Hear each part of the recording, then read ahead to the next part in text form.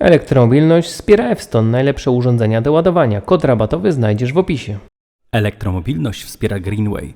Zapraszam na odcinek. To 25 km do pracy, 30 groszy tam za prąd, nie? No to złotóweczka, żeby pojechać do pracy, nie? A bilet... Czyli 4 zł za 100 km, tak wychodzi. No, może tak być, no. Ja tak przeliczałem, że to jest taniej niż bilet miesięczny na autobus.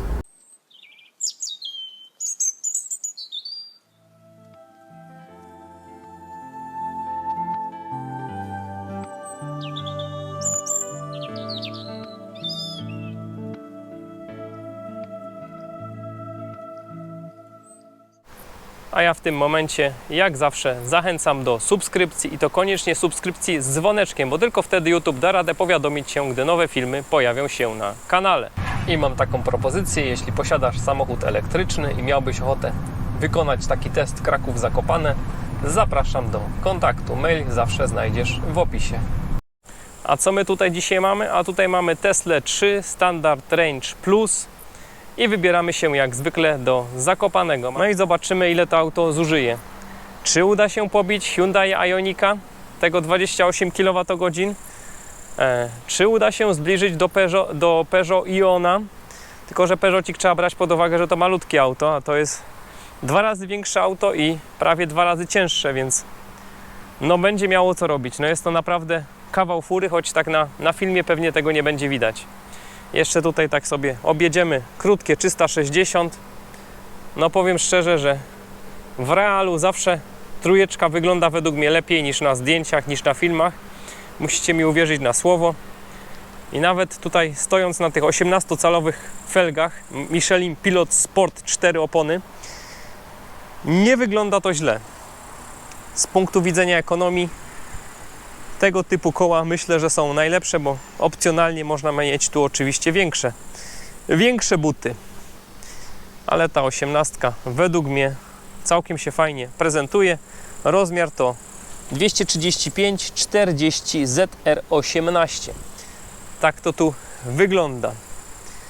No i cóż, poczekamy na właściciela i za chwilę zaczynamy naszą wycieczkę. To jest trójeczka, model 2021, czyli z pompą ciepła, brutto jakieś 55 kWh, a z tego co tutaj Bjorn wytestował, to mamy pod spodem dostępne 50 kWh. Zerkniemy, jak to wygląda. Nic nie wygląda. Prosta, piękna podłoga. Da się to jakoś otworzyć? Ten mniejszy właśnie. Sprawdzimy, jaki silnik jest. Czyli co, z ekranu otworzyłeś, a da się chyba jeszcze z telefonu, tak? Da się jeszcze z telefonu. Dobra. No widać, że Tu bagażnik daje się taki, bagażnik, no to taki wielkościowy jak w małym Fiacie, no tak mniej więcej mi się to kojarzy, nie? ale jest to idealne rozwiązanie. Ale to chyba nie jest jedyny, nie? No tak, ale to jest idealne rozwiązanie, bo normalnie takie wszystkie dodatkowe Wiem, rzeczy wiem. do auta wozisz w aucie i Pod tylko spodem, a tutaj ci są na wierzchu zagracają, zawsze, nie? zagrają ci przestrzeń. Czasami chcesz do nich dostęp, no to niestety musisz wziąć to No szafę, wiem. jąć. Na wakacje czy coś, to zawsze masz kabel pod spodem, bo se Tak. zapomnisz. A tutaj Tu z przodu. wszystko z przodu. Tak możesz powinno być w podać. każdym elektryku. W Niro trzeba sobie dorobić samemu, a tu od razu dali. Którym można to właśnie założyć No i sobie dobra. taką A rzecz. teraz idziemy do tyłu. Zobaczymy, bo tam z tyłu jest chyba taki mega bagażnik, tylko coś, na co ja zawsze narzekam. Sedan, kurde sedan. Tam o, kliknął. I można No i też co? Electrogate się otworzył. No i tu jest bagażnik, to już nie widać, bo ciemno, ale naprawdę duży bagażnik. bagażnik naprawdę jest duży. Ale kurczę, no mój rower tu nie wejdzie. Jedynie właśnie to, otwór. Otwór robi, to ja- robi złą robotę, ale No to tego. jak na auto za te pieniądze, to postarali się. No to teraz pokażę Ci, jak się go można zamknąć. Przechodź do przodu. No, idę za tobą. Jak go można zamknąć. Mam nadzieję, że jest dobre połączenie z internetem. Zamknij bagażnik. Czyli teraz idzie prośba do Ilona przez internet, a Ilon tam naciska. Elon Zamykaj!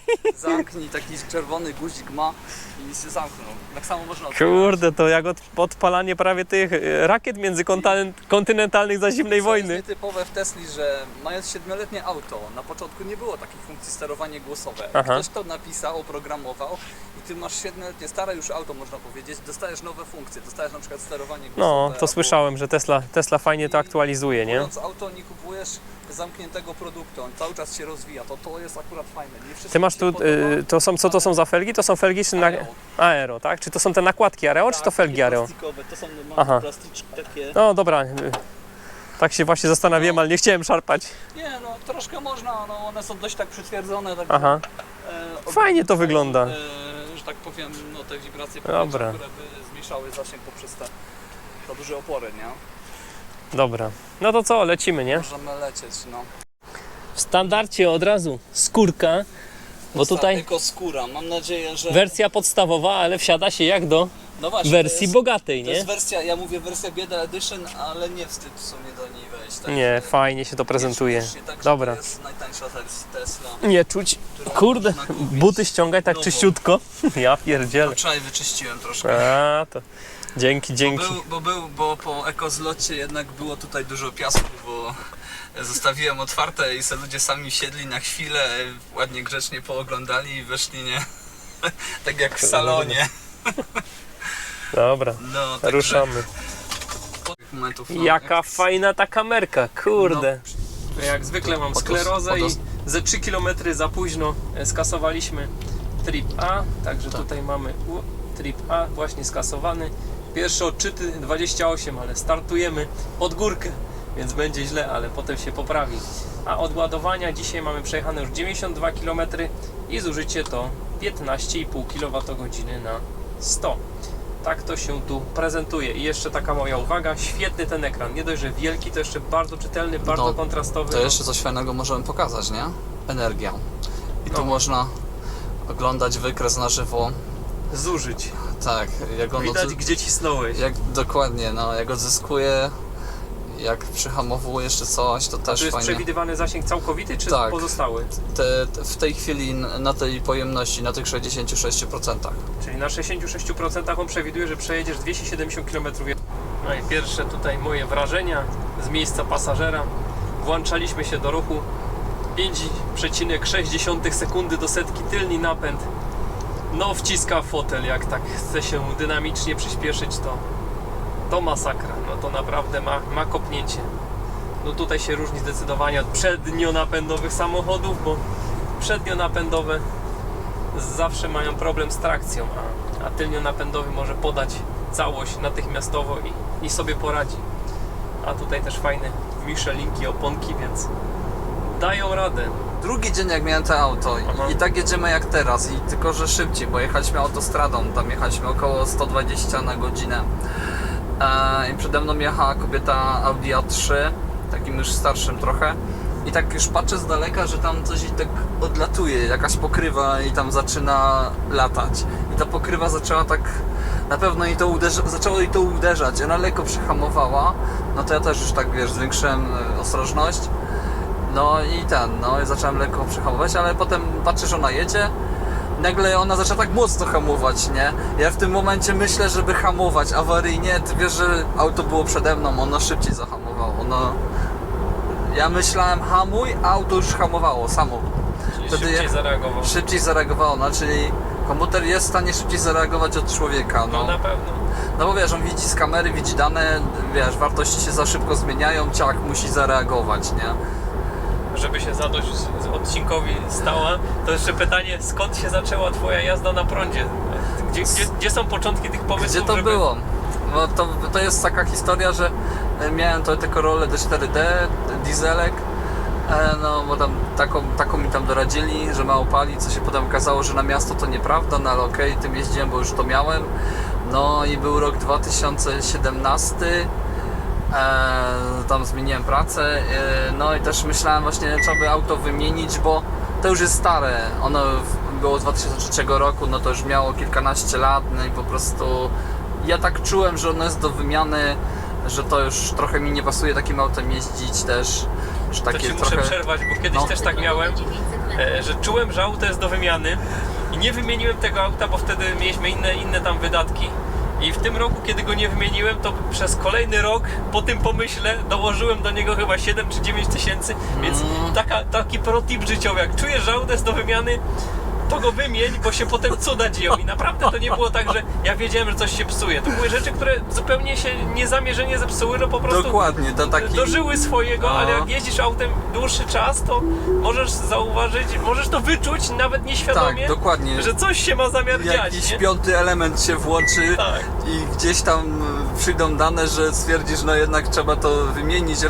Raz to często jest połączone z tym, że no wiesz, że to auto już jest stare i chciałbyś już też inne, to też jest naturalne. Plus jeszcze właśnie to, że no nawet nie potrafisz do końca powiedzieć, ale już to auto czas wymienić. Czujesz, że trzeba wymienić. No i co cię skłoniło, żeby kupić, bo to było najpierw inny samochód, nie Tesla. No najpierw właśnie Opel Ampera, ale zanim doszedłem do Opel Ampery, to pierwsze co to chciałem kupić Toyotę. Chciałem kupić Toyotę i mówię to hybrydową. No ale hybrydowa to jest tylko tak, że dla mnie to tak szybko zrozumiałem, że to stara technologia w sumie już, że ona tylko odzyskuje prąd i troszkę tylko poprawia parametry zużycia paliwa, że są mniejsze, no bo po prostu rusza na prądzie. Natomiast potem się okazało, że są jeszcze auta takie elektryczne i spalinowe, że pomieszane są te dwa napędy. Mówię, no to może taki na początek, no to Toyota. No i okazało się, że tam jest jakiś Prius, co ma 12 km, mówię 12, a 25 do pracy, to mi nawet na połowę nie wystarczy, no to odpada, nie? No miał się pojawić taki, co ma mieć 25, ale on dopiero miał iść do sprzedaży, czyli ja już chciałem w rynku wtórnym kupić Toyotę, która jeszcze nie było w sprzedaży w rynku pierwotnym, no to odpadła Toyota, nie? Mówię, to jest lipa. W tym momencie zacząłem na YouTube'a, nie? YouTube z pomocą i tam wpiszę właśnie auto elektryczne, tam z range extenderem i wyskoczył mi film od Waldka. On tam pokazał swojego Opla Amperę. Dla mnie to było, wiesz, wow, auto elektryczne, mogę z gniazdka ładować w domu, mam prąd, mogę to naładować w ogóle i jak nie będzie tego prądu, to pojadę sobie na benzynie jak wszyscy, nie? No nie ma sprawy, no to mówię, idealne auto dla mnie, nie? No bo wtedy jeszcze nie miałem takich, nie byłem przekonany po prostu. No i okej, to szybko napisałem do niego tam komentarz, odezwał się do mnie i mi napisał, że ktoś ma takie auto do sprzedania, to był Sergiusz. Sergiusz miał tego? Volta do sprzedania, Volta bo Volt miał. jest bliźniaczym do No tak, Volt, to Ampera trzeba to wyjaśnić, że Opel Ampera był na rynek tutaj europejski, a Chevrolet Volt to jest bliźniaczy auto na rynek amerykański. No i napisał, że ma taki do sprzedania, nie? No to ja do tego Sergiusza, nie? To był rok 2017, grudzień. I wyobraź sobie, 1 stycznia 2018 roku przyjeżdża Sergiusz do mnie z samochodem i że już mogę sobie nim pojeździć, już mogę mieć, nie? I słuchaj, dwóch ludzi się widzi, nie? To jest fenomen, chyba to, nie wiem, może w elektromobilności tak jest, no nie wiem, ale słuchaj, żeśmy się dogadali, pierwszy raz widzisz się z gościem, nie? Ja tam trochę, wiesz, tam siedziałem w kredytach, trochę go tam wypytałem, nie? Jak do scoringu i po prostu, no mówię, no wygląda gościu na okej, nie? I po prostu podpisaliśmy umowę, że ja mu tam dam jakąś kasę, a on mi po prostu pożyczy to auto odpłatnie tam za ileś złotych na dzień, nie?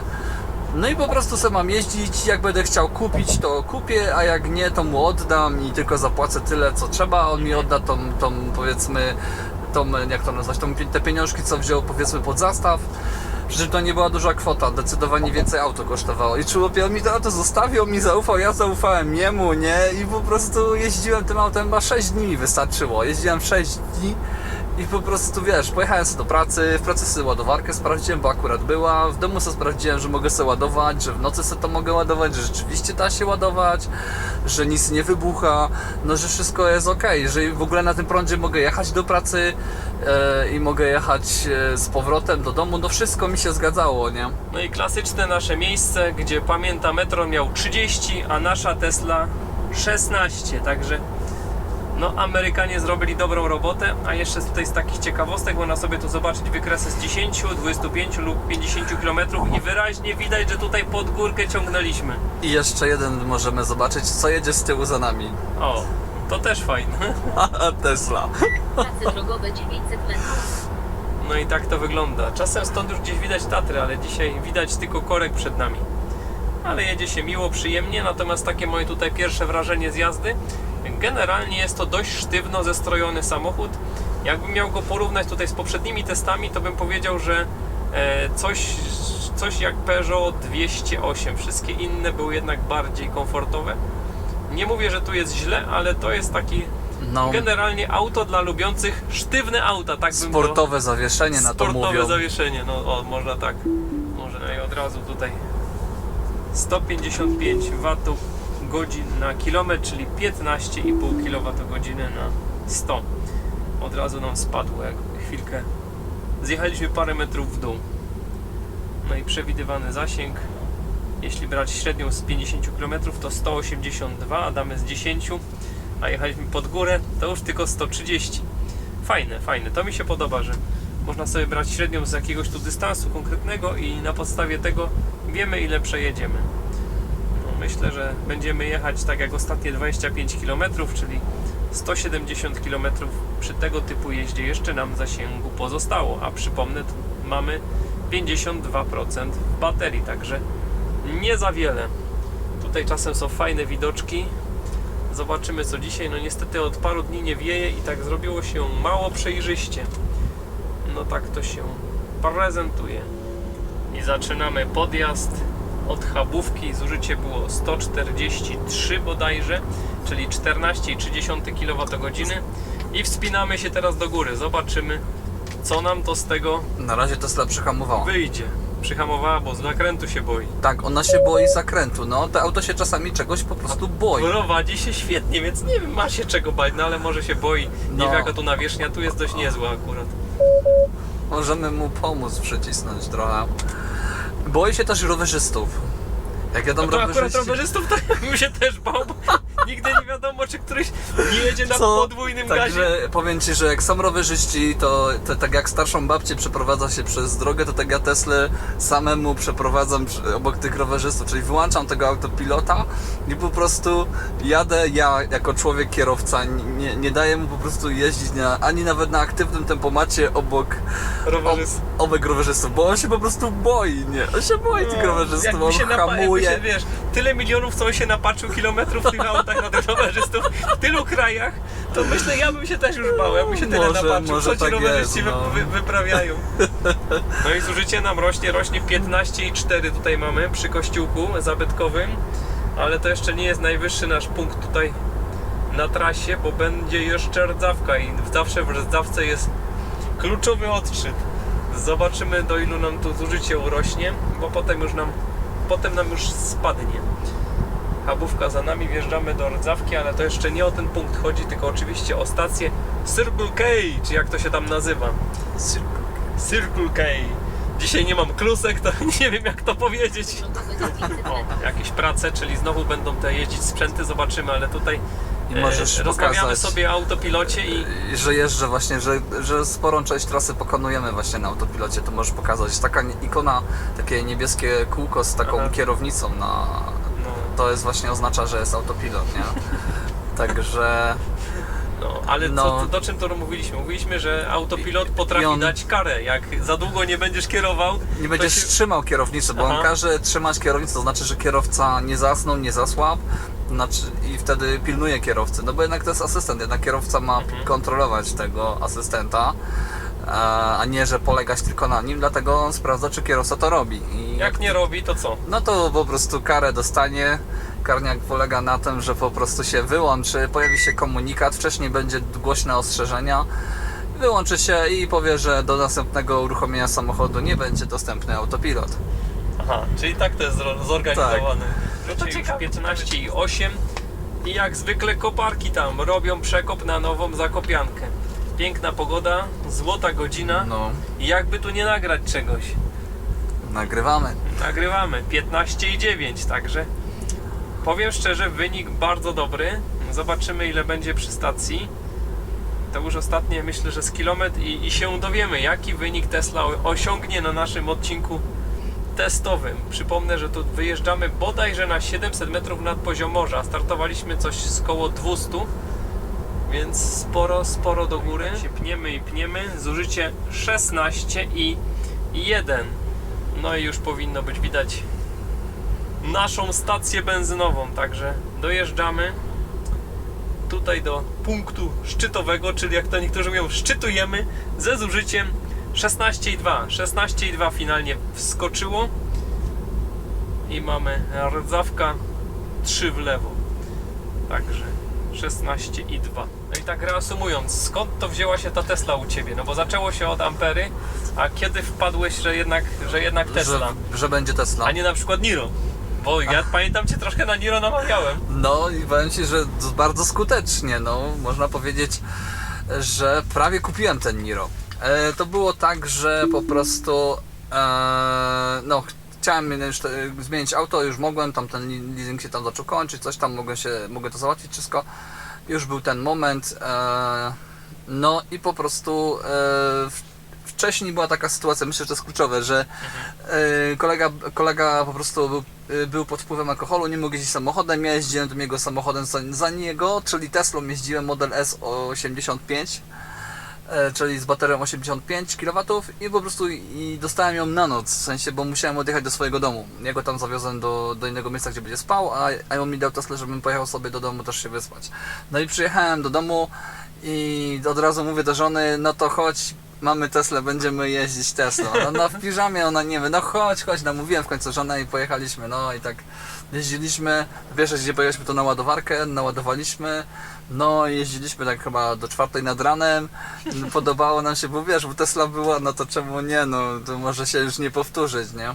No to jeździliśmy tą Teslą, no i to i że w tym momencie tak jakby żona się przekonała do tego auta, bo ona wcześniej nie była przekonana, a tu tak jakby i powiem Ci, to zaowocowało w przyszłości, bo w przyszłości właśnie szukałem auta, różnymi jeździłem Czyli tam. wiem, czemu nie masz Niro, odkryłem, bo ja nie mogłem zrozumieć, czemu Ty nie kupiłeś Niro.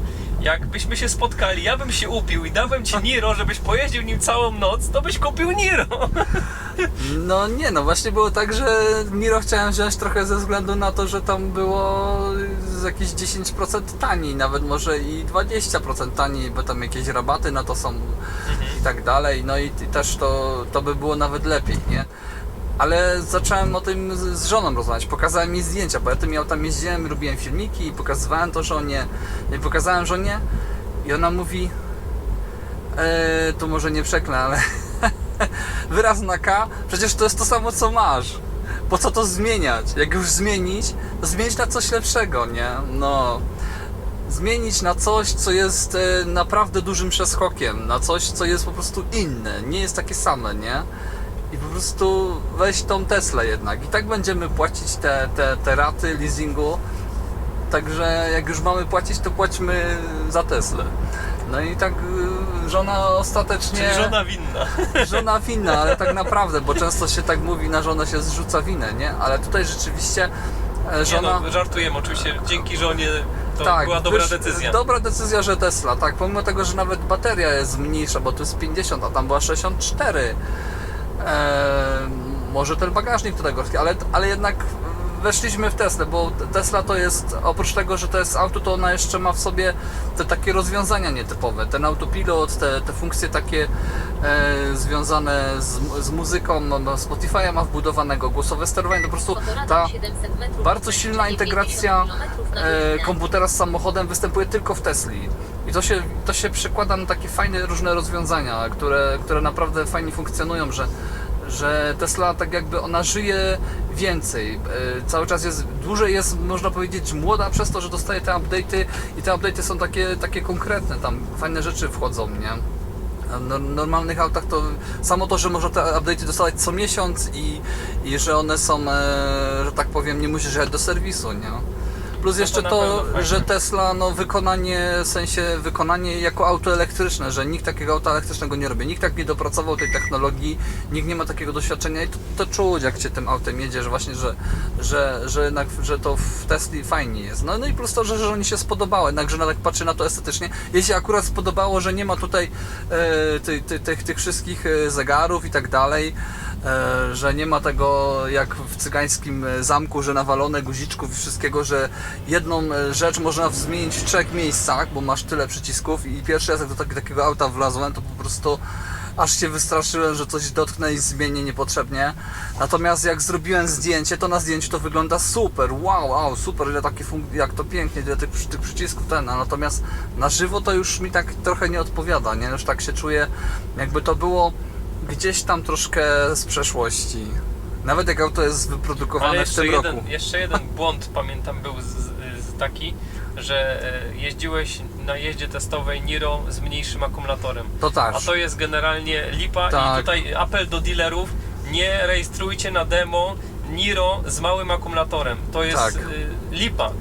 To Audi mnie tam 130 przegoniło wtedy, no i to... konne Niro to tam jest 130, czekaj, już mi wyleciało z głowy, no ale generalnie to 204-konne Niro jeździ o niebo lepiej. To jest w ogóle Tam inny samochód. To jest, 136 czy może chyba jakoś tak, chyba 136 koni, a to mamy 204 konie i to jest, no to jest zupełnie inny samochód, nie?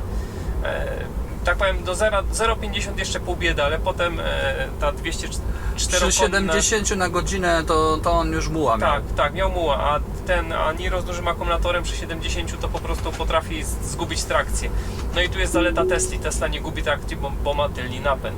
Także tutaj jest to kopnięcie zdecydowanie lepsze, pomimo tego, że 5,5 sekundy, a tam 7 sekund, które da się 5,6 uzyskać, w sumie. no 5,6, a tam 7, to nie jest przepaść. Czy to jest dużo? 1,4 sekundy to jest duża różnica przy rozpędzaniu się do 100 na godzinę, ale przez to, że Moment tutaj odejścia. nie gubimy trakcji, mamy dużo lepsze to takie pierwsze kopnięcie, nie?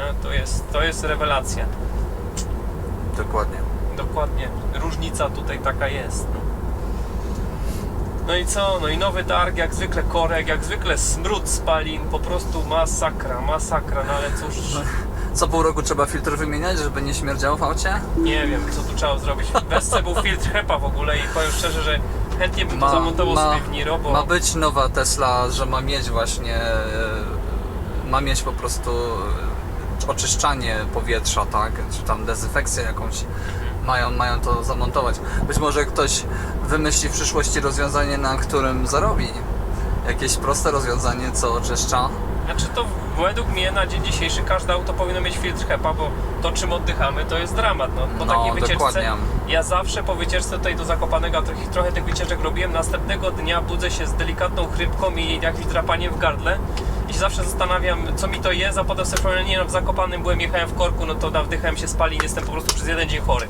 No tak to wygląda, trujemy się i nawet nie wiemy, jak Tak. bardzo się trujemy tymi Tak, spalinami. bo tego tak nie widać od razu. Bo oczywiście to, co wszystko mówią, że te silniki nowe, to one tam mają takie fajne te spaliny, ale to jest teoria, a w realu co jeździ? Zdezelowane, stare auta. Znaczy jeszcze które nie mam nic Niemiec nie mam płakał, nic jak przeciwko sprzedawał. starym autom, żeby tu nie było, że hejtuję spalinówki i stare auta i w ogóle. Chodzi Ale o to, żeby że tam były jest, sprawne. żeby były sprawne, żeby to nie Dokładnie. było tak, że on bierze, że jak 200 tego oleju bierze albo więcej, że ma dawno wycięty katalizator, zaślepiony EGR, a jeszcze filtr cząstek stałych, to przecież wiem, od którego roku filtry cząstek stałych są. Nowe auta kilkuletnie i dymią jak cholera. No tu jest problem, że te auta nie mają nic wspólnego z tym, co mają. Ładujesz to auto, jakie są twoje typowe zużycia. Ładowanie, no to ładuję go w dwóch miejscach, w pracy i w domu. Zarówno w pracy i w domu nie mam zbytnio szybkiego ładowania. W pracy mam 3,6, pokazuje 4 kW, a w domu w ogóle 8 A, czyli 2000 W. Czyli takie nieduże moce i jak to ci starcza? No Bez bo problemu. podobno to przecież się nie da tak, nie? Ja tak słyszałem na takich głównych portalach, że to Z przecież reguły tragedia. człowiek idzie spać, śpi tam parę godzin. Aha, no zapomniałem, że oni tam, ci co mają milionowe wyświetlenia, to oni nie śpią, to oni wtedy nie mają Cały czasu czas ładować. jeżdżą i nie mają rzeczywiście Tak. nawet 6 godzin drzemki, żeby auto wtedy można naładować. Z reguły auto elektryczne na pewno już może wybrać osoba, która ma po prostu możliwość ładowania tego auta, gdy go nie używa. Czyli na przykład albo mieszka w takim miejscu, że może sobie podłączyć auto do ładowania, albo ma garaż. Ewentualnie jeszcze może być, że w pracy się może ładować. No dobra, ale generalnie gdzie ty ładujesz swoje? Bo Ja moje ładuję właśnie w domu na tych 2 kW, 8 A, tak można powiedzieć. I ładuję w pracy, że tak powiem, tam na tych 3,6 kW. I to są główne moje ładowania. I to wystarcza do jeżdżenia na dzień. To jest tak, wiesz, jeżdżę 50 km na dzień, ładuje się około 100 km, to odkładasz po 50 km codziennie, nie? Także No tak. 3 dni i już masz baterię pełną. Z lata, z zimy, znaczy z zimy to pewnie nie No bardzo. to bo- 25 km do pracy, 30 groszy tam za prąd, nie? No to złotóweczka, żeby pojechać do pracy, nie? A bilet... Czyli 4 zł za 100 km, tak wychodzi. No, gdzieś może tak przeciętnie. być. No, ja tak przeliczałem, że to jest taniej niż bilet miesięczny na autobus. bo żona jeździ autobusem, no to mamy porównanie, że potrafiło być taniej niż bilet miesięczny na autobus. No wiadomo, wyszło więcej, bo jak skoro jest tani, to jeździsz więcej. Bo No coś nie tak żal jest. ci, czasami jest na przykład gorsza droga i już mówisz szkoda zawieszenia, nie? Mówisz, że to sobie pojadę dłuższą trasą i nie dość, że nie będzie często, to już zawieszenie w lepszym stanie, a koszty przejechania to już są pomijalne w pewnym momencie. Ja nawet przestałem tak to dokładnie liczyć, bo to tam wiesz, to 100, 200 na miesiąc, no to wiesz, to w tydzień niektórzy wydają 200-300 zł na paliwo, nie? No i tak jak jednemu powiedziałem koledze z pracy, no to był zaskoczony, nie? Że to tak wygląda, no tak wygląda, że właśnie koszty są niższe, bo nie dość, że prąd można mieć, że tak powiem, za darmo też, można go uzyskać, w sumie w wielu miejscach jest tak ten prąd. Jedynie jak szybki prąd, no to te ładowarki takie szybkie, to tego by się przydało, żeby było więcej. Bo takich miejsc, gdzie możesz ładować, tak do jazdy po mieście to jest auto elektryczne, to jest więcej niż lepiej, jest po prostu bardzo dobrze, tak. Bo zawsze gdzieś tam stajesz i sobie go naładujesz tam. Ale co, generalnie takie 12,5 kWh na 100 zużycie myślę, że jest realne w lecie? Taką Teslą do takiego plątania się do pracy po mieście? Można No tak myślę, powiedzieć? że tak, no to jest, nie wiem, można by to przeliczyć, no tak, że 3 kW, tylko ja czasami tam co trochę szybciej jadę, nie, czy tam szybciej ruszam, no to myślę, że może by szło zejść do 2,5 kW na te 25 km, nie? No to już nawet byś miał wtedy 10 zużycie, no ale generalnie 12 nie jest problem, najniżej co widziałem to było 8. 8 kW, ja tak patrzę, 8. raz... kWh na 100 km. Dokładnie, taka można powiedzieć, taka jednostka, nie? Raz jechałem też za tirem, też takie ćwiczenia robiłem na początku. No jechałem tam przez 5 km i on tam pokazywał, że 86 W na kilometr, czyli to jest 8,6 kWh. no i 80 tam parę kilometrów jechaliśmy do 90, tak za tym tirem, także za tirem się tworzy taki tunel aerodynamiczny, tych oporów już takich nie ma, no i wtedy rzeczywiście widać, że to można by, tak powiem, daleko pojechać, ale to ja nie mam takich potrzeb, z reguły po prostu sobie mogę gdzieś podładować i sobie zrobię przerwę przy okazji, nie? Co akurat mi na rękę. Czyli generalnie przy takim plątaniu się gdzieś masz zasięg około 400 km, tak by z tego wynikało. Dobrze trafiłeś, około 400 km tak po mieście jak nic. Czyli generalnie niewiele gorzej niż Eniro, no bo ja Eniro jak tak się plątam, znaczy to też jazda nieporównywalna, miasto to nieporównywalne, ale generalnie udaje mi się zrobić 450-480 km, jakbym tak jechał od 100% do zera, tak plątając się lokalnie, że tak powiem. Po mieście, nie? Po mieście, natomiast gdy trzymam jakieś tam 120-130 na autostradzie i robię to dość umiejętnie, czyli szukam jakichś tuneli aerodynamicznych i generalnie jadę tak, żeby nie odzyskiwać energii, bo tak jest najekonomiczniej, no to jestem w stanie 400 km przejechać na trasie takiej dość szybko jadąc, generalnie w tempie Google albo nawet ciut szybciej. Ostatnio takie wyniki robię. Między 270 do 300, ale widzę, że ja też nie do końca ekonomicznie jeżdżę. No ty ciągle odzyskujesz, zauważyłem. A Tesla ten autopilot też ciągle odzyskuje, a tutaj gdybyśmy jechali bez odzyskiwania, byłoby na pewno dużo lepiej. Tak, bo więcej byśmy żeglowali i więcej byśmy wykorzystali tą energię, która już została zużyta i byśmy pojechali na tym fragmencie energii dalej. A tak ja znowu przyhamowuję i znowu tam jest jakaś strata i wprawdzie odzyskuję, ale zawsze jest strata, nie? Także tu pewnie osiągi szłoby zrobić lepsze, nie? Jedziemy teraz trójeczką, wersja SR 50 kWh, Standard Range Plus, wersja 50 kWh netto, czyli jakieś 55 brutto. Tak. Koszt zakupu to żadna tajemnica, można sprawdzić na stronie Tesli na 199 900? Tak, 900, 100 zł można to zostawić, nie? 100 zł, 200 000 bez 100 zł, tak to. Na miesiąc tak jeżdżenia na prądzie. No tak, za stówkę może naprawdę dużo na prądzie przejść. A jeszcze właśnie miałem tu zapytać się, czy dostałeś taki kod referral, że jak ktoś tam kupi dostałem 1500 km i w chwili obecnej jeszcze mi 80 zostało. Czyli koniecznie jak ktoś będzie kupował Teslę, to tutaj damy link do kodu i jak ktoś skorzysta z tego kodu, to Paweł dostanie... I zarówno ta osoba, która kupi, czyli obydwoje również dostaniecie po 1500 km? Dokładnie, dostanie po 1500 km. I to jest wtedy też nawet w miarę spoko, że to tak jest porówno, że nie, że tylko jeden człowiek gdzieś tam i ciągle on dostaje i on ma 30, 40, 50 tysięcy kilometrów z tych referali, on czasami nawet nie zdąży tego przejechać, bo one też są tam ważne pół roku i to przepada, a tak jak bardziej to podzielimy, tak powiedzmy porówno, no to tak mi się wydaje, jest to tak bardziej optymalnie, nie? Więc reasumując, klikajcie tam, kupujcie Teslę i koniecznie, żeby Pawłowi podziękować, dzisiaj po pracy zmęczony, chciało mu się przyjechać tutaj do Skawiny ze Śląska i zrobić ten test ze mną, więc zróbcie coś dla mnie i dla niego i kupujcie z jego I dla referala. siebie. I dla siebie przy okazji. Taka Tesla to naprawdę fajna sprawa. Na pewno większe jest zadowolenie. A jeszcze przy okazji chciałem bardzo serdecznie podziękować wszystkim patronom, którzy wspierają mój kanał Na Prąd po Polsce. Jest tam kilka wielkich osób, którzy wspierają mi też przy okazji Pawłowi. Ja byłem ten pierwszy. Tak, bo pierwszy kliknął na YouTubie kanał Wesprzyj, także... I cieszę się, że ode mnie się to zaczęło. I poszło dalej, także Tak. bardzo serdecznie wszystkim dziękuję. Przy Leninie, już nie pamiętam, który raz to mówię, piękny widok na Tatry, a zużycie to 14,1, przejechane 88 km.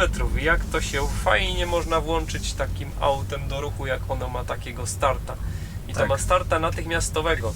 Nie ma takiej zwłoki, która niestety w wielu elektrykach występuje. I biegu nie trzeba zmieniać. No, to już wiadomo. No. Teraz na 12 Giewont właśnie krzyż zasłoniła ta choinka. O, teraz widać krzyż na Giewoncie. Nie wiem, czy to będzie widać na kamerze, pewnie nie, ale gołymi oczami widzę krzyż. Znakiem tego zbliżamy się do Zakopanego. Zużycie 14,2, przejechane 90 km. Tak to się prezentuje. A jedziemy ile? Nie wiadomo ile jedziemy. Możemy zobaczyć chyba. Możemy zobaczyć. 1 godzinę 32 minuty. Godzinę 32. Tak to się tu prezentuje. Jak zwykle korek. Pewnie będziemy w tym korku stali. Ja pomału mam chrypkę, ale jakość powietrza jest dramatyczna, jak jedziemy w takim korku. Znaczy korek z przeciwnej strony, ale spaliny niestety lecą mi na nas. Działają we wszystkie strony. Spaliny są, tak, dwustronne. Nie stoją w korku w jedną stronę. Niestety. No tak to wygląda. I właśnie wjechaliśmy do Zakopanego. A jeszcze tak przy okazji zawsze zapominam powiedzieć o tym, że jest taka grupa na Facebooku FB łamane przez Na Prąd po Polsce, czyli Na Prąd po Polsce bez polskich znaków i bez spacji. I tam można się dołączyć do tej grupy i na przykład tam coś zobaczyć. Czasem YouTube potrafi nas odsubskrybować, czasem potrafi nam YouTube wykasować dzwonek na jakimś kanale, tu pojedziemy w lewo i wtedy warto być na takiej grupie i dostaniemy jeszcze powiadomienia z Facebooka, bo tam staram się systematycznie o wszystkich nowych filmach informować na tej grupie. Także zachęcam do przejścia. Linku nie dam celowo, bo podobno jak się z YouTube'a wyprowadza ruch na Facebooka, to się YouTube gniewa i daje karę, także nie będziemy tak robić. No i w tym momencie zachęcam do przejścia na Facebooka i wyszukania grupa. Grupa jest prywatna, więc tam spamu nie ma. Grupa nazywa się Na Prąd po Polsce. I jeszcze przy okazji chciałem powiedzieć, że jeśli macie ochotę wykonać taki test ze mną, to zapraszam do kontaktu. Mail zawsze znajdziesz w opisie. Łączyły nam światła i ekran zmienił się na czarny, ale nas jeszcze tutaj nie ominą te widoki. Księżyc już nad Tatrami jest, ale jeszcze Tatry bardzo, bardzo ładnie widać. A my dojeżdżamy i zużycie na ten moment to 14,9. Nie, 14,9 to jest z ostatniego ładowania, a 14,4 to jest od Skawiny. Przy czym tu chyba znowu ze 3 km za późno zresetowaliśmy. No jakiś taki mam ostatnio problem, że zapominam przyresetować w samej Skawinie, ale to nic nie zmienia, bo tam się jedzie generalnie po płaskim, więc nie zaburza to za bardzo zużycia. Także... I tak sobie rozmawiamy, ile kosztuje nasze szczęście. No więc moje szczęście kosztuje tutaj w prawo, druga w prawo. Moje szczęście kosztuje około 2,5 tysiąca miesięcznie. A w zasadzie to mnie nic nie kosztuje, bo kiedyś 2,5 tysiąca wydawałem na stacji paliw, więc to było moje nieszczęście, więc zamieniłem 2,5 tysiąca nieszczęścia na 2,5 tysiąca szczęścia. No i to trzeba sobie odpowiedzieć na to pytanie, ile kosztuje twoje szczęście. Bardzo dobrze to Paweł powiedział. No i tutaj to szczęście teoretycznie kosztuje 200 000, no bo jedziemy naprawdę szczęściem. Daje nam to ta jazda dużo radości. No ale w praktyce każdy musi sobie policzyć sam, bo każdemu to wyjdzie co innego i każdy BMW jest... jakieś tam z fajnym silnikiem też daje szczęście i też kosztuje nieraz 300 albo więcej, nie? Dokładnie. No. A myślę, że za 200 000 kupić auto, które tak przyspiesza, które ma 5,6 do setki, No, spalinowych byłoby ciężko. Ciężko by było to Byłoby samo ciężko, osiągnąć, więc- tak? Więc uważam, że tutaj ta cena szczęścia jak na te osiągi nie jest wygórowana. To w porównaniu do zwykłych samochodów No, konwencjonalnych. a my tutaj co? Jesteśmy na rondzie. W lewo by się jechało na Kuźnicę, ale tam nie mamy przepustki, więc idziemy w prawo. Jedziemy w prawo na stację Greenwaya. Oczywiście nie musimy się tu ładować, bo mamy jeszcze 37% w baterii. I wyliczysz, że to jest 149 km. Tak, jemu się wydaje, że 149 km, ale będziemy jechać w dół i to by było więcej. Dobrze I teraz ujęte. pierwsza w lewo i będziemy zjeżdżać pod ładowarkę na parking. Tu. Teraz byłoby dobrze tylko nie przejechać tych ludzi. Żartuję No oczywiście. na pewno. Paweł tu ostrożny kierowca. I jedziemy. I ładowareczka jest. Nie sprawdziliśmy, czy zajęta, a tam stoi Leaf. No ale to nic, podłączymy się na typ 2 i też zrobimy nasz test. Zobaczymy, czym on się w ogóle tu ładuje. Zobaczymy. Cofamy sobie. Tutaj już widać ładowarkę. Greenwaya oczywiście. No i co? I spróbujemy się ładować. I przypomnę, że sponsorem tego ładowania jest Greenway. No i co, Pawle? Podłączaj tam CCS-a, zobaczymy, czy wystartuje. Jak nie, to spróbujemy na typ 2, bo dzisiaj niespodzianka, ładuje się obok nas Leaf. Jak patrzę, jak tu otworzyć to auto, a tu trzeba guziczkiem otworzyć, bo nie ma klameczki. A tu taka ładna Tesla wyjeżdża, taki napisik. No i dzisiaj ładujemy się na AC.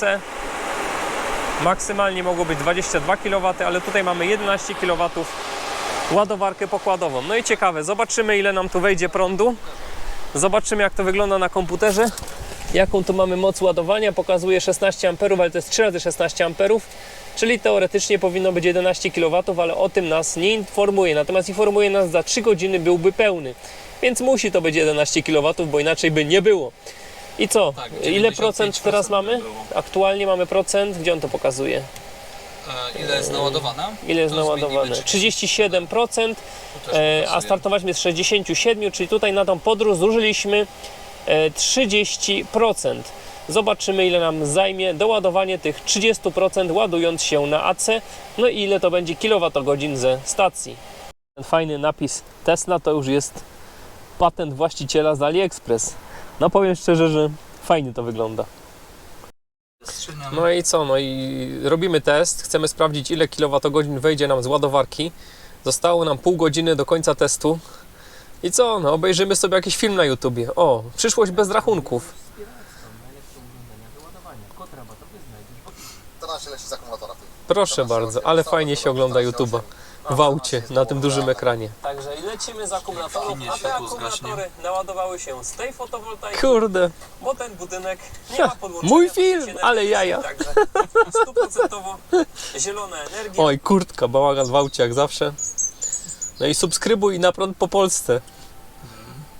Subuj. Ja ciekawe, co tu się stanie, jak naciśniesz. Aha, Drugą część tego przesunąłem na koniec. spotkania. Szybko film obejrzałem. No i tak, no i pokazuje nam tutaj, że do tej pory mamy zużycie 14,7, przy czym przejechaliśmy tak naprawdę 100 km, tylko za późno skasowaliśmy. Więc teoretycznie ze stacji, gdyby nie było żadnych strat, powinno nam wejść 14,7 kWh do osiągnięcia początkowych 67%. No i wszystko okaże się za 3%, ile tak naprawdę weszło ze stacji ładowania AC. No i według tego powinno być 14,7, a według tego było 17, ale przypomnę, to jest ładowanie AC, a ładowanie AC jest zawsze obarczone większymi stratami, ponieważ teraz na pokładzie samochodu jest przetwarzany prąd przemienny na stały i tutaj te straty występują.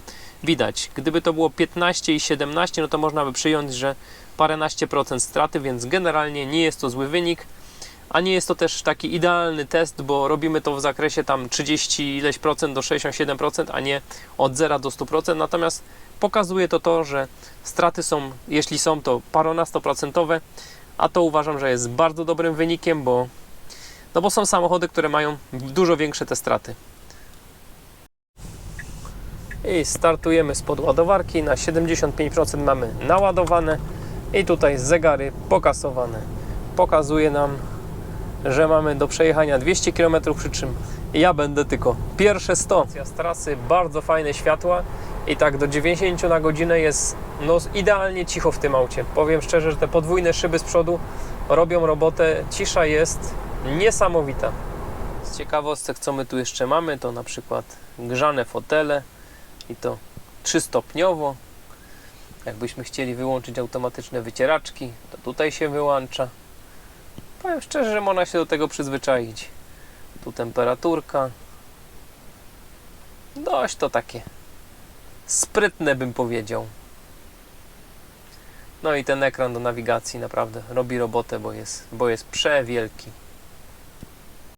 A tutaj mamy dwie ładowarki indukcyjne. Aktualnie ładuje się jeden telefon, ale mogłyby dwa. Drugi też się ładuje.